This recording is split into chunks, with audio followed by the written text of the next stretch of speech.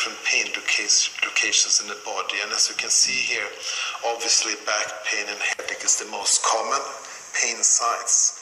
But then if you look at facial pain and TMD, chest and abdominal pain, it's in the same range. And that means that approximately 12% anyway, according to this study, have then pain in the facial area.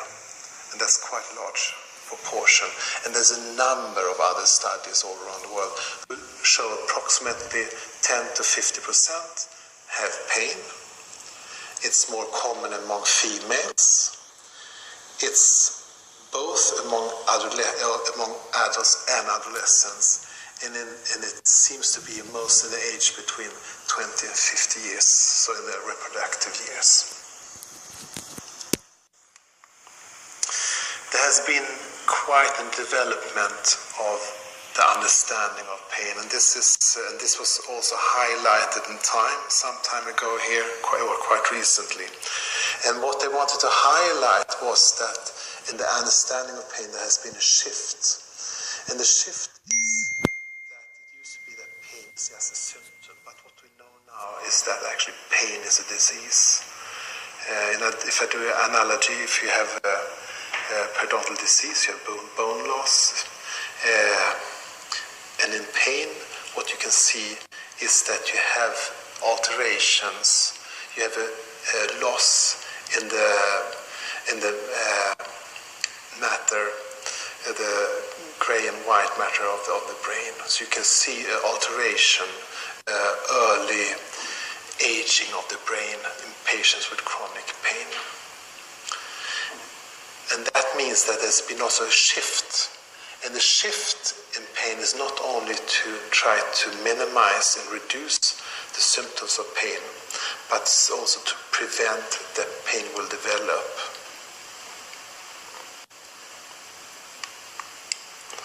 There's also been quite an increased understanding when it comes to pain and pain mechanisms, the plasticity of pain. And we know that often pain coexists, so that we don't have chronic pain in one place, it often coexists with pain in other parts of the body. And as a dentist examining these patients, it's actually very important, not only, as you can see on this picture, to ask about pain in the mouth or in the face. It is actually also very important to ask, do you have pain anywhere else in the body? Obviously, if you see a patient like this, the prognosis will be a little bit different compared with if you only asked about the pain in the face. So it's important to try to have a complete picture of the patient.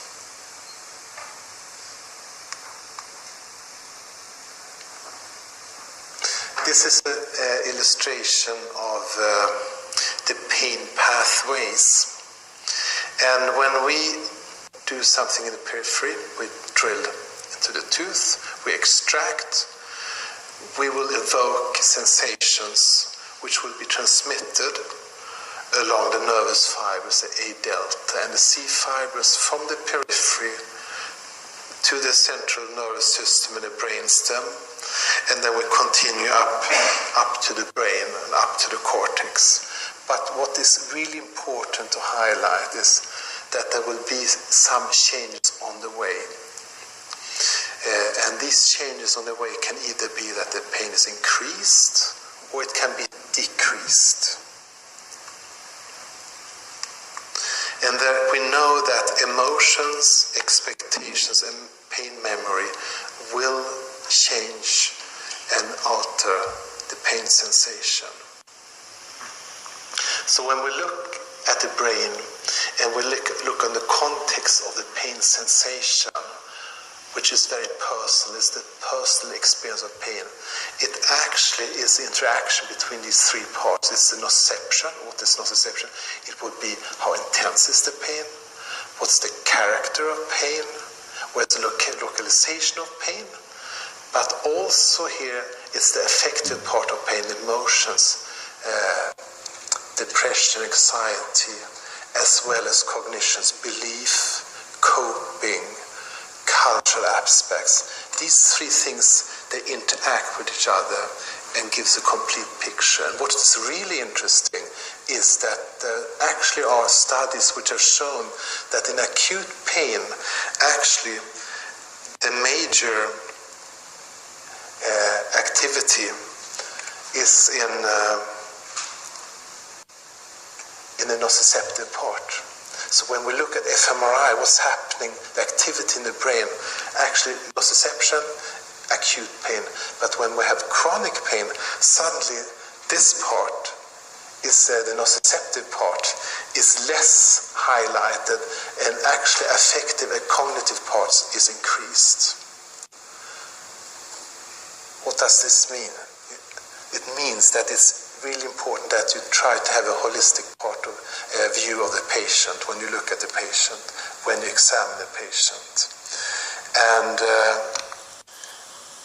in pain medicine, it's been highlighted very much. This is not only in oro-facial pain, it's in pain medicine overall, and in medicine, that you have to try to look at the patient from a biobehavioral pain model, which means that when you do the examination of the patient, obviously you have to do very thorough examination. You have to do a thorough examination of the joints, of the muscle, of the nervous system to render a diagnosis. But you also need to assess pain, mood, and pain consequences. If the pain, how the pain affects the patients in the daily living, how the moods are. Because that has an impact on treatment plan and definitely on prognosis. So if you want to be successful treating patients with chronic pain, it's really important. You have to look from a biobehavioral point of view, have this model. Look at both biology and psychosocial issues. Oops.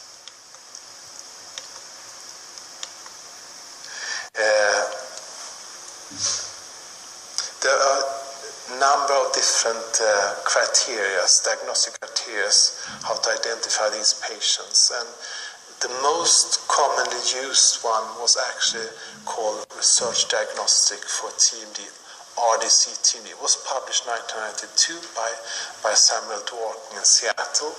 It's one of the most cited articles in the dental literature, actually. And the RDC was then revised to the DC-TMD. Why? Because there's so much information now, so it doesn't need to be called research diagnostic criteria.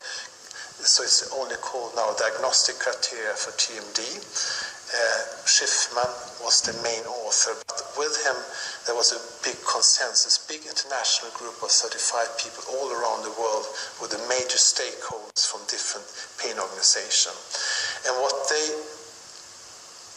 these criteria then comprises is then the dual axis approach, which means that you have the clinical TMD condition, the diagnosis, but also an assessment of psychological disorder and psychosocial dysfunction. You have very clear specification how the examination should be done, what sort of commands you should give the patient. And these criteria are reliable and valid, so you have sensitivity and specificity for these conditions. And this was also one of the tasks. They really wanted to try to make it as simple as possible so it could be used not only in research but also for the general practice. So what I will try to do now is to highlight by showing four different cases and come to the diagnosis using these criteria. And the first case is a 19-year-old girl with frequent headaches and pain in the jaw and ear region. The pain is recurrent and high in the morning. Ear, nose, and throat status is normal. And as in our clinic in Malmö, 50% of the patients coming to us are referred by a physician, and this is a patient that referred. Well, the question is, could this be dental cause? And I think this is quite a good case because this is a case which you probably would have in your general practice also. Obviously, obviously, you sit down with the patient, you take a good case history with the patient. But in addition, what we do with all the patients is that they receive a questionnaire which they will fill in. And this questionnaire is part of the DCTMD, which I just before mentioned, and it will contain then questions about symptoms, such as clicking, pain location, duration of pain. It's questions about pain intensity, about jaw function, such as eating over apple. There's a behavioral checklist, which is question about bruxism and daily parafunctions, how it impacts daily activities, and then psychosocial health. And this is actually very helpful to have, because the patient will fill in, you will have a profile of the patient. And all these instruments which are used are reliable. The DCTMD, or the RDC-TMD, which was a prior version, was translated to over 20 languages. The DCTMD, which is now very new, there's about 25 translations going on right now in different countries. There's the English version, and you have the website. You can download all the information free of charge. There's also videos how to do the examination and so on. So how would a clinical examination be performed? When we have undergraduate students, which we are training in this, the important stuff is that we use the same language, which means that the commands are identical. We train the students to do exactly the same commands as we do. We train them to palpate and do the examination exactly in the same way as we do. So the first question would be then pain location. I would ask the patient, have you had pain during the last 30 days in any of these regions? And I would then point to the different areas, as you can see here, the temples, the joints, the muscles. And then the patient say, yes, I have pain in this area. Point with a hand, for example, to the face here. You can see up here. Next step would be that I would ask the patient, I would like you to open your mouth as wide as you can, even if it's painful. And the patient will open up their mouth. I would measure the distance between the incisors. And then I would ask the patients, do you feel pain? Is this pain familiar? And I think this is really important with the familiar pain, because we used just to ask about pain. But what is interesting is actually to ask, is this the pain which you are seeking treatment for? That's the familiar pain. Pain which you have felt before during the last 30 days. And they say, yes, Thomas, this is the pain which I'm actually bothered about. Okay, so this you will check off familiar pain.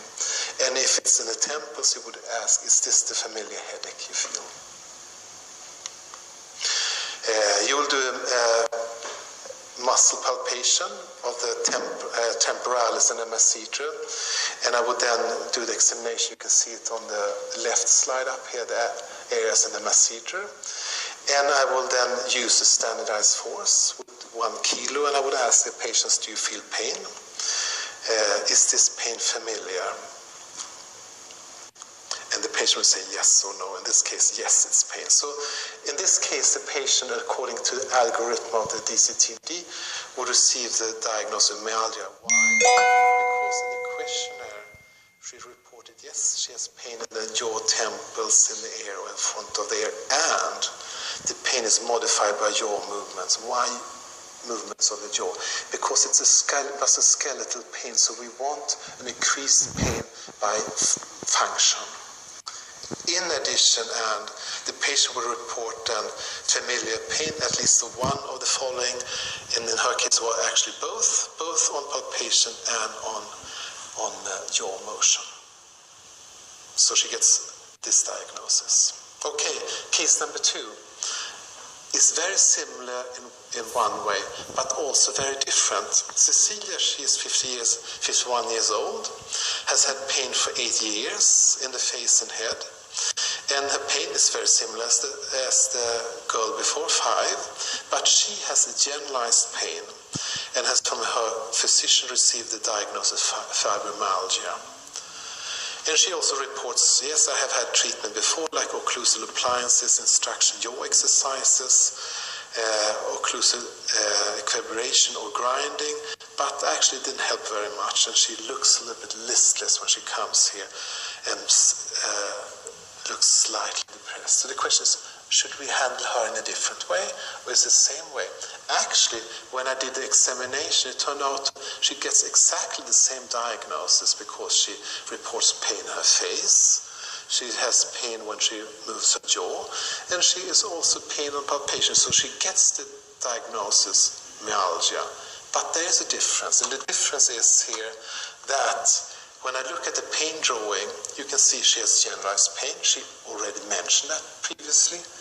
But when I look at the instruments, looking at her more behavior and psychosocial domains, and ask about the activities of daily living, she will report that on a scale 0 to 10, where 0 is no interference and 8 unable to carry on activities, that the pain has substantial impact on her life. She can't do this and this, and I will explain. She can say, no, I can't eat these things, and I avoid walking out in the evening with my friends because I have so much pain. So I can see it has considerable impact on her life. And then when I look at the patient health questionnaire 4, which is a short version, this is an instrument which is used very much in the medical field. And you can see the question, over the last 2 weeks, how often have you been bothered by the following problems? And you can see some of the question here, feeling nervous, very high here, not being able to stop controlled worrying, also high. Little interest or pleasure in doing things, also very high. Feeling down, depressed or hopeless, also very high. A patient like this obviously doesn't feel very well. Now, as a dentist, how should I use this? And I think it's really important that we are very clear on that. As a dentist, I don't put the diagnosis, psychiatric diagnosis, don't do that. But I get a score using a reliable, valid instrument. And I can use this by asking the patient, I can see that you don't feel well. Have you talked to your doctor about this? Or would you like me to refer you to somebody? Because if you feel like this, I understand that you're very worried and you feel down. And I think you need to take care of this before I do, as a dentist, something for the pain here in the face. So in this case, it's actually very important then to try to collaborate and work multidisciplinary.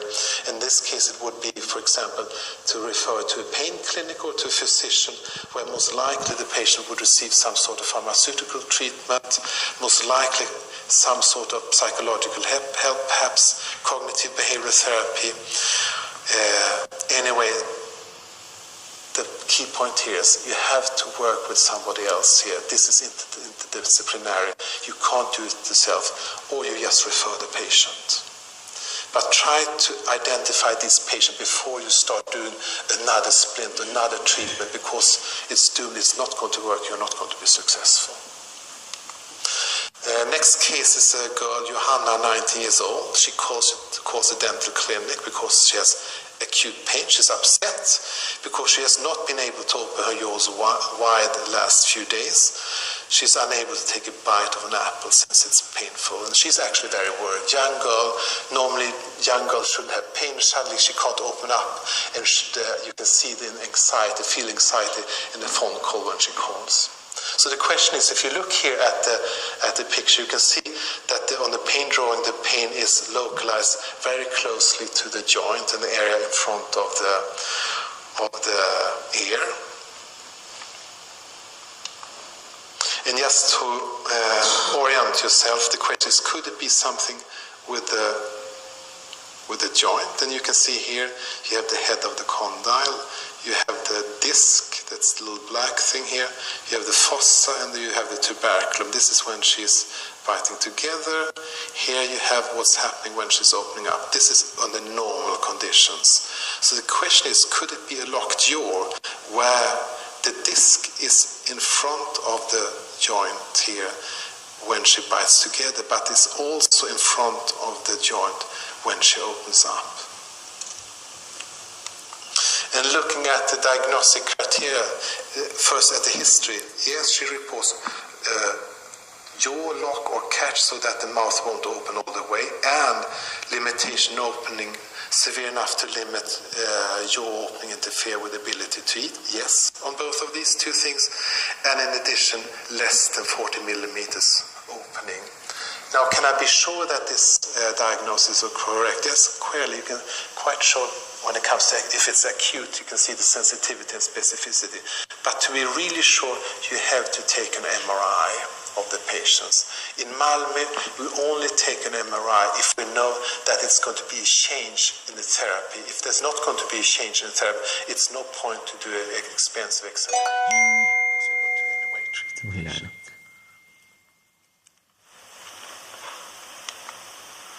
She will also get the diagnosis of arthralgia joint pain. Why? Because she, as you can see here, in the history questionnaire, she reports pain, and pain is modified by jaw movement. And in addition, in the clinical examination, she reported pain when she was moving her jaw, and she was pointing her finger, as you can see here, to the joint. And it was also painful when the joint was palpated. So the question is, what do we do with patients like this? What's the information for this young 19-year-old girl? There has been a number of longitudinal studies. This is one from Japan, where you can see that even if we don't do anything, the body seems to heal out pretty well over time. So 2-3 years follow-up, you can see that more than 50% has no symptoms or feel much better. Now, this is not very helpful in the case of a 19-year-old girl sitting in front of me, quite upset with a lot of pain. But I can tell her the prognosis for this condition is very good. Obviously, I have to do something, therapy, but I will talk about that later in the next lecture. I will finish up with the last case, which is Arne. Typical Swedish name here. He has pain in the first molar in his upper left jaw. Tooth 27 was extracted by another dentist because of a crack. Since the pain did not go away, tooth 26 was then endodontically treated several times, but the pain is unchanged. The patient, when does it turn up?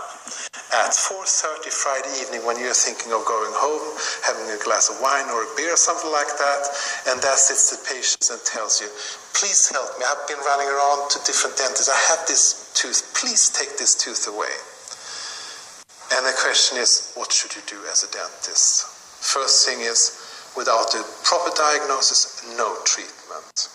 So what you do, most likely you do percussion, you look for periapical tenderness, you do periodontal probing to see if there may be a fracture of the tooth.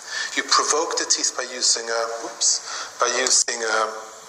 frag finder to provoke the pain on the different cusps, because it could be a crack. You do a radiographic examination. Most likely, after this examination, you will not find a pathological cause which really can explain why the patient has the pain. So the question is then, what is the next step? What do you do with the patient here? And I will come to the somatosensory examination here in just a minute. So the question is, could it be something different? Maybe there's not affection of the tooth or a pulpal thing. Could it be pain of some other sort of the pain? Could it be pain in a nerve, neuropathic pain? Because we know that if we do interventions in the body, wherever it is, approximately 5% develop pain. So would it be different in this area? Isn't that part of the body? Obviously it's part of the body. So yes, there can be neuropathic pains also in the oro-facial region. And there's one diagnosis, and you will hear much more about neuropathic pain after lunch.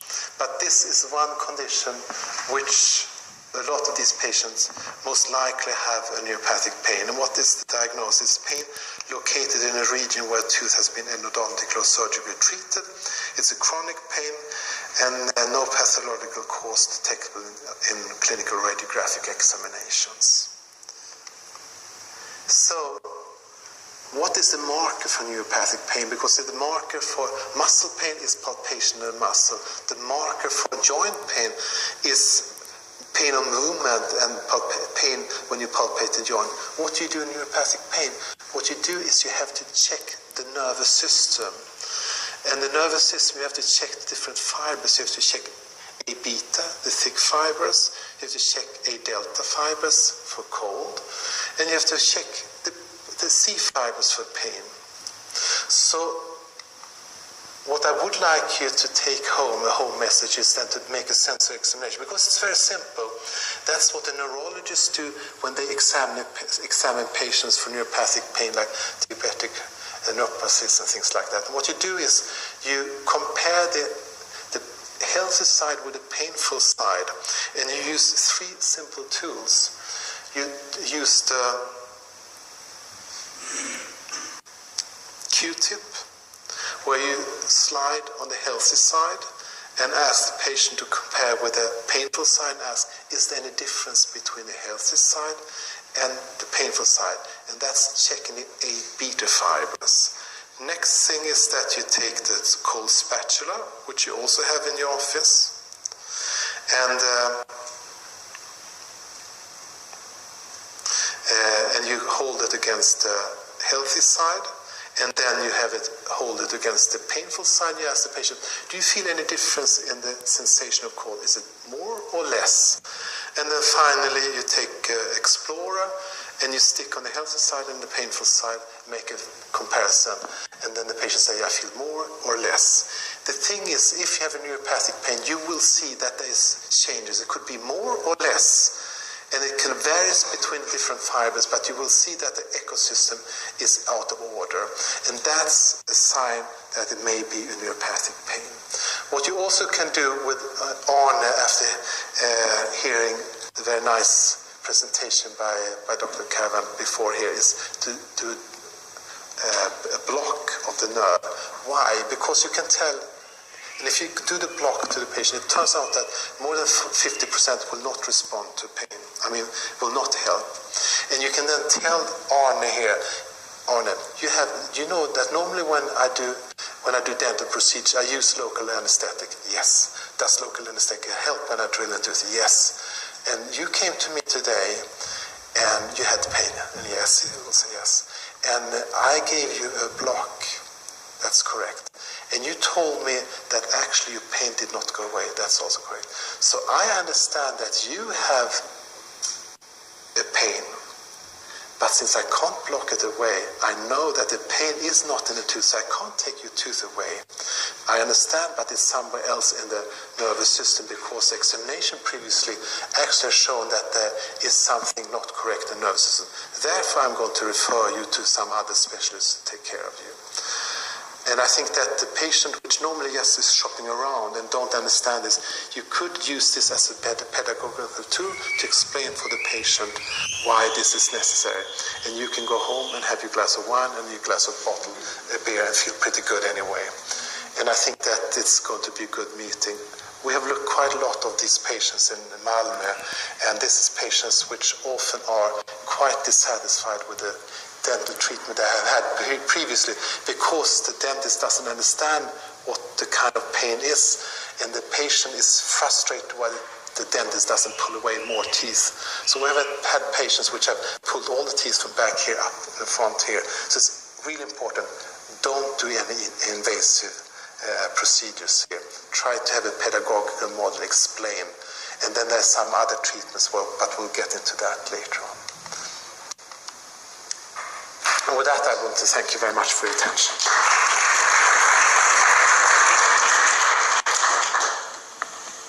Thank you very much, Professor Liss, for an excellent presentation, as I could apply that phrase to both the other presentations this morning. We're going to not have the discussion, because I know you probably like a cup of coffee at this stage, but I'm sure the speakers will be available there if you have any burning issues that you want to, that was a pun, by the way, if you have any questions that you want to ask them at that time. I'd ask you if you could be back in your seats by 11, and for those in Sweden, that would be 12, and look forward to seeing you back here then. Thank you.